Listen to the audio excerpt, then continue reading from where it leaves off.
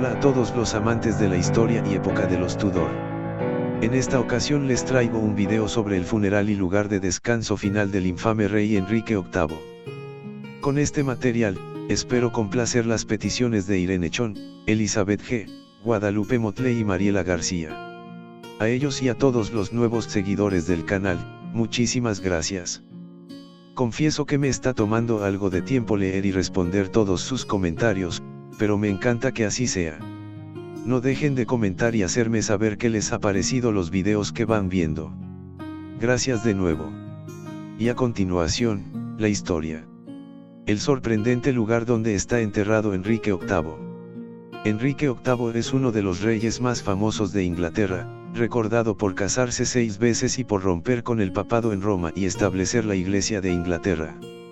Cualquiera podría imaginar que un rey de esta magnitud seguramente disfrutó de un entierro real y fue enterrado en una tumba magnífica. Pues, les hago saber que en su funeral, el cuerpo del rey sufrió varios percances, y su lugar de descanso final no resultó ser para nada regio. Enrique VIII es el rey que tuvo 6 esposas y se cansó de ellas como un niño se cansa de los juguetes, que se deshizo de cualquiera que no estuviera de acuerdo con él. Enrique no simpatizaba con el Papa de Roma y fue obeso, aunque solo en los últimos años de su vida.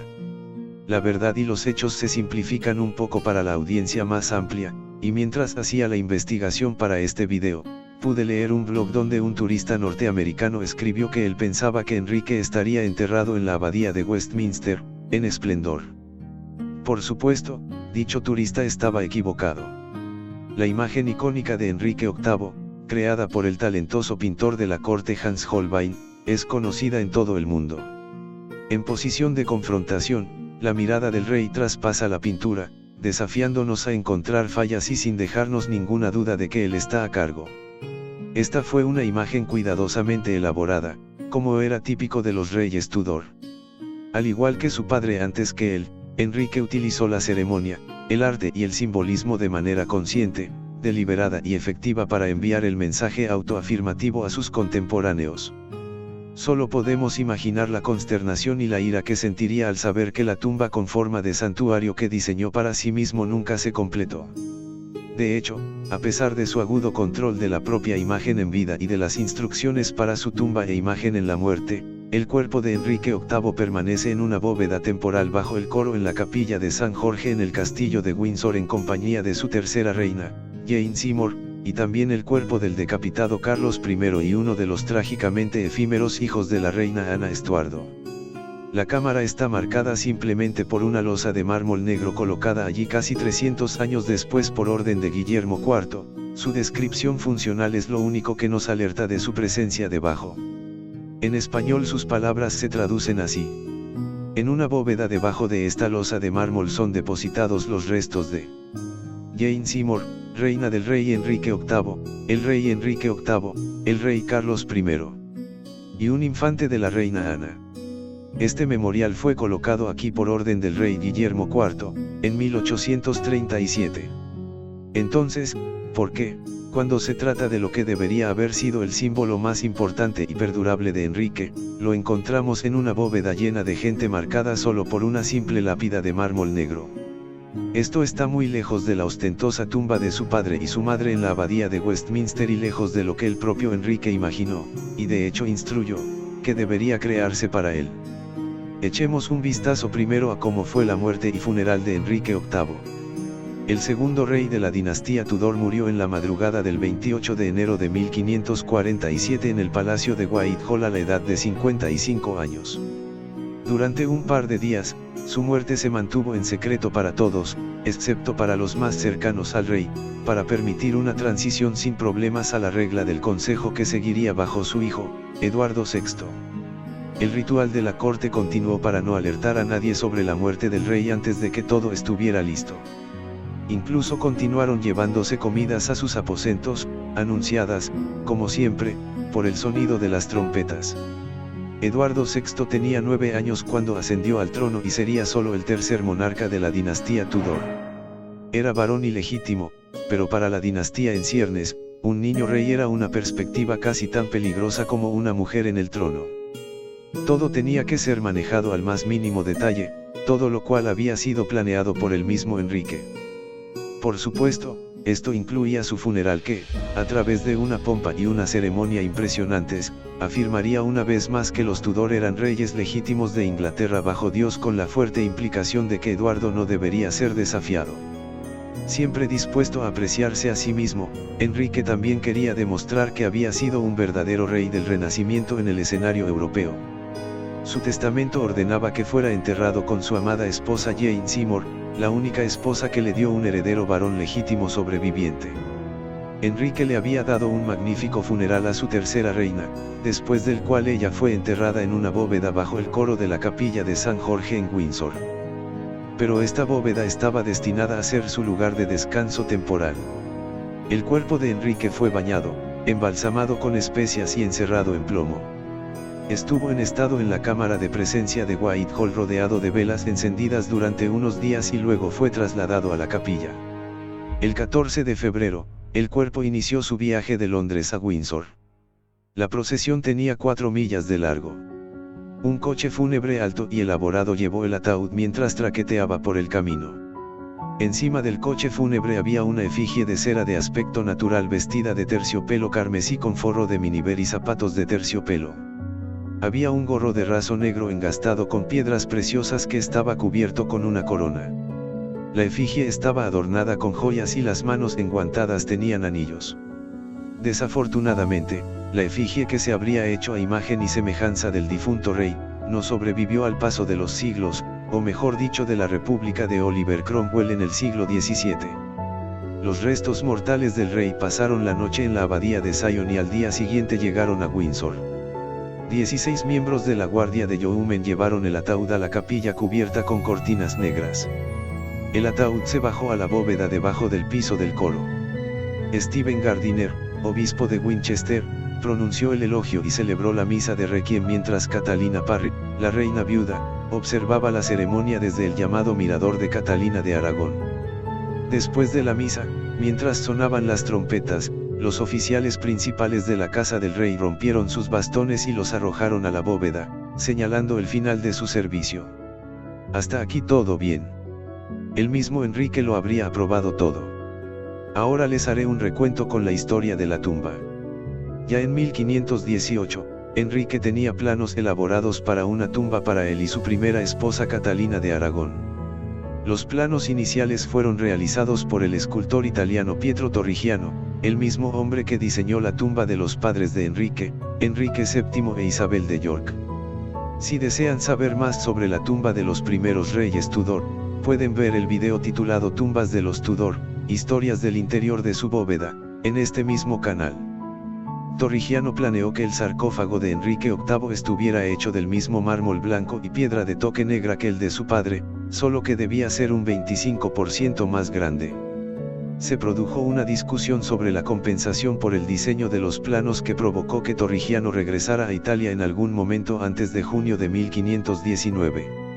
Hay evidencia de que Enrique consideró darle a otro italiano, Jacopo Sansovino, una comisión de 75.000 ducados para trabajar en un diseño en 1527. Durante el siglo XVII, el anticuario John Speed estaba haciendo una investigación histórica y desenterró un manuscrito ahora desaparecido que brindaba detalles de la tumba de Enrique VIII. Él mismo se basó en el diseño de Sansovino de 1527. Los planos requerían un gran edificio decorado con finas piedras orientales, pilares de mármol blanco, ángeles de bronce dorado e imágenes de tamaño natural de Enrique y su reina. Incluso se iba a incluir una magnífica estatua del rey a caballo bajo un arco de triunfo.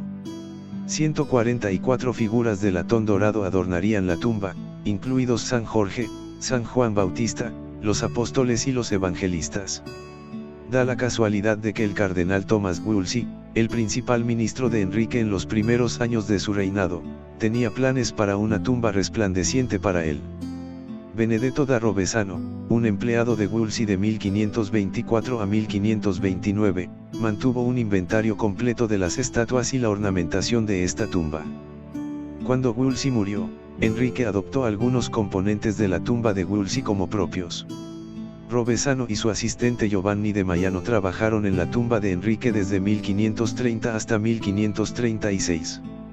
Después de la muerte de Wolsey, Enrique se apropió del sarcófago que de hecho pertenecía al cardenal. El rey planeaba tener una figura dorada de tamaño natural de sí mismo en la parte superior.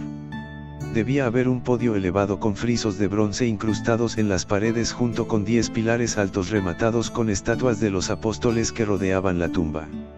Entre cada uno de los pilares habría candelabros de bronce de 9 pies de altura. El diseño requería un altar en el extremo este de la tumba, rematado con un dosel sostenido por 4 elaborados pilares. Esto también incluiría 16 efigies de ángeles en la base sosteniendo candelabros. La tumba y el altar debían estar rodeados por una capilla de mármol negro y bronce donde se pudieran decir misas por el alma del rey. Si se hubiera finalizado este diseño, habría sido mucho más grandioso que la tumba de los padres de Enrique. La efigie del rey fue moldeada y pulida mientras Enrique aún vivía y otros artículos fueron fabricados en talleres en Westminster. El trabajo progresó durante los últimos años del reinado de Enrique, pero las guerras en Francia y Escocia estaban agotando el tesoro real y el trabajo se ralentizó. Robesano regresó a Italia por problemas de salud. Parte del trabajo en el monumento continuó durante el reinado de Eduardo VI, pero su tesorería siempre estuvo escasa de fondos. El testamento de Eduardo solicitó que se terminara la tumba. Pero su sucesora, la reina María I, la mayor de los hijos de Enrique, no hizo nada por terminar la tumba de su padre. La reina Isabel I tenía cierto interés en el proyecto. Su ministro William Cecil encargó un estudio del trabajo necesario para completar la tumba y se prepararon nuevos planes en 1565. Los elementos terminados que había en Westminster se trasladaron a Windsor, pero después de 1572, el trabajo se detuvo. Los componentes languidecieron en Windsor hasta 1646, cuando la Commonwealth necesitó fondos y vendió la efigie de Enrique para fundirla a cambio de dinero. Hoy se sabe que 4 de los candelabros de bronce llegaron a la Catedral de San Bavón en Gante, Bélgica. Tras la ejecución del rey Carlos I en 1649, sus restos fueron colocados apresuradamente en la misma bóveda de la capilla. Se consideró apropiado enterrarlo allí porque era más tranquilo y menos accesible que en algún lugar de Londres en un esfuerzo por reducir el número de peregrinos a la tumba del rey mártir. Durante el reinado de la reina Ana Estuardo, uno de sus muchos bebés murió y fue enterrado en la misma bóveda en un pequeño ataúd. En 1805, el sarcófago que había sido de Thomas Wolsey y Enrique fue tomado y utilizado como base de la tumba de Lord Horatio Nelson en la Catedral de San Pablo. Luego, la tumba fue olvidada hasta que fue redescubierta cuando comenzó la excavación en 1813 para un pasaje a una nueva bóveda real. La antigua bóveda se abrió en presencia del regente, el entonces príncipe de Gales Jorge, el futuro rey Jorge IV. Se retiraron varias reliquias del rey Carlos I para su identificación. Cuando dichas reliquias del rey Estuardo fueron devueltas allí en 1888, el topógrafo del Colegio de San Jorge, hizo un dibujo en acuarela de la bóveda y su contenido. El ataúd de Enrique VIII parece muy dañado, mientras que el de Jane Seymour aparece intacto. El ataúd de Enrique podría haberse roto de varias maneras. El caballete que lo soportaba podría haberse derrumbado. Es posible que cuando entraron a la bóveda para poner el ataúd de Carlos I, el de Enrique ya estuviera dañado. Podría haberse derrumbado debido a la presión desde dentro. O también es posible que el ataúd se haya caído en el camino y se haya abierto. El príncipe regente solicitó que se insertara una losa de mármol para marcar la tumba, pero esto no se materializó hasta el reinado del rey Guillermo IV, en 1837. Así terminó sepultado el segundo rey de la dinastía Tudor, en una simple bóveda marcada por una losa negra en piso de mármol. Entonces, ¿por qué Enrique no aseguró su legado haciendo construir su tumba en su propio tiempo? Tal vez esto se debió a la falta de dinero, aunque eso nunca antes había disuadido a Enrique de proyectos grandes y costosos. Lo más probable, entonces, es que, a pesar de la preocupación de este rey por la sucesión de los Tudor, simplemente él no quería enfrentarse a su propia mortalidad. Hablar de la muerte del rey era un delito de traición. De hecho, había sido el valiente Sir Anthony Denny quien finalmente le dijo al monarca en la noche del 27 de enero de 1547 que se estaba muriendo y por lo tanto le dio apenas el tiempo suficiente para tomar los últimos ritos, esenciales para uno de la fe católica, tal y como Enrique mantuvo hasta el final de su vida. En cuanto a los hijos de Enrique VIII. Puede que a Enrique no le gustara pensar en su propia muerte, pero 3 de sus hijos lo siguieron al trono. Podremos preguntarnos entonces si alguno de ellos deseaba honrar a su padre con un monumento apropiado. La respuesta corta es no. En cualquier caso, ninguno de ellos lo hizo. Pero, ¿por qué fue este el caso? Eduardo VI pudo haber sido un niño de solo 9 años cuando siguió a su padre al trono, pero tenía una determinación más allá de su edad y tenía una agenda clara, hacer que Inglaterra fuera protestante. Eduardo fue implacable en sus reformas, yendo mucho más allá de todo lo que había hecho su padre. Murió solo 6 años después y dedicó la mayor parte de su reinado a la reforma religiosa. Podemos suponer que la construcción de la tumba de su padre tal como fue diseñada, con todos sus adornos de la fe católica, no era una prioridad ni una preocupación para el rey niño. Era mucho más fácil mostrar la memoria de su padre para su propio uso en su propia imagen. Un retrato de Eduardo en la Galería Nacional de Retratos, que se cree que fue pintado después de su ascensión al trono, imita la pose fuerte de su padre en el mural de Whitehall. Eduardo fue sucedido a su vez por sus 2 medias hermanas mayores.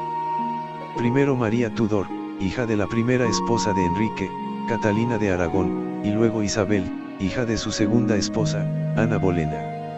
A diferencia de Eduardo, ambas hermanas sufrieron daños emocionales a manos de su padre y ambas sufrieron la devastación de ser declaradas ilegítimas, junto con la separación de sus madres.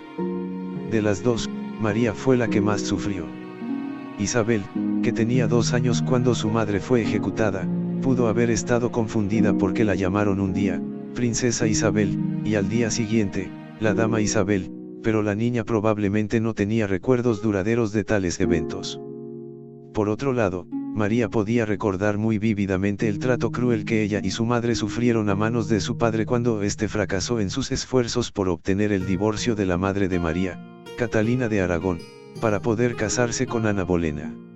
A María se le había prohibido ver a su madre, obligada a aceptar que el matrimonio de sus padres era ilegal y que su madre nunca había sido reina, y a rechazar al Papa y reconocer a su padre como cabeza suprema de la Iglesia en Inglaterra.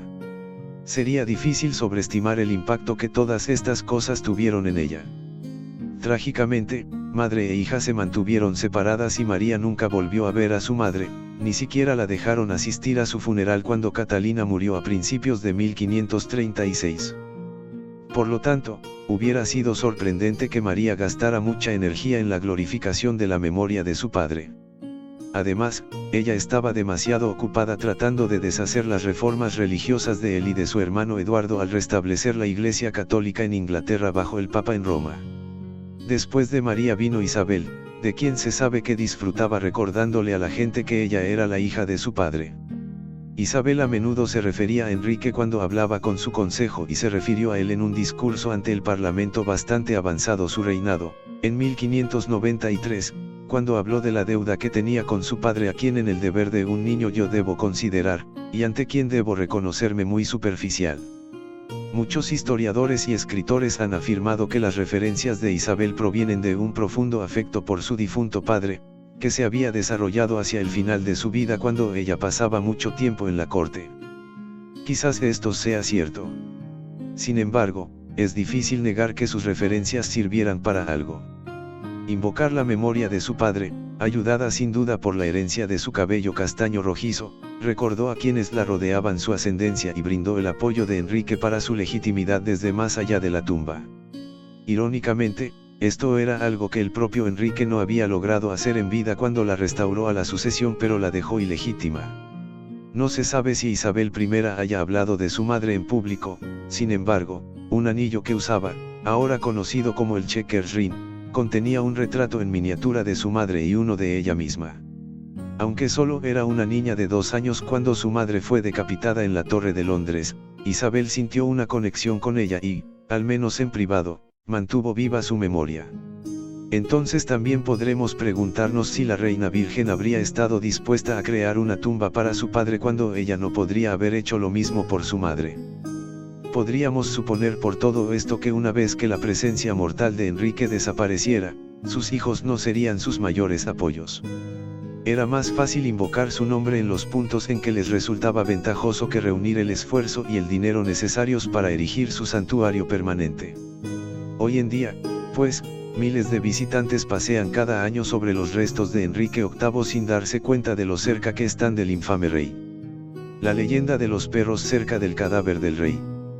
Debido al tema de este video, tengo que abordar la leyenda de los perros que lamieron la sangre de Enrique mientras su cuerpo pasaba la noche en la abadía de Sion. La historia comienza con el sermón de un fraile franciscano llamado William Peto.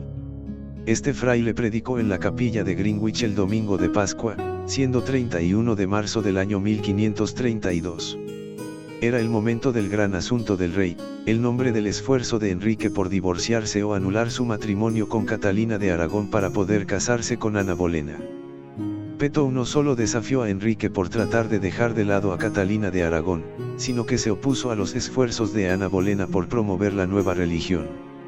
Dejó esto muy claro en el sermón cuando el rey se sentó ante él en la capilla. En lugar de pontificar sobre la resurrección de Cristo, predicó sobre el versículo de la Biblia, sobre el rey Ahab. Cuenta la leyenda que el rey Ahab muere a causa de las heridas que sufrió en una batalla.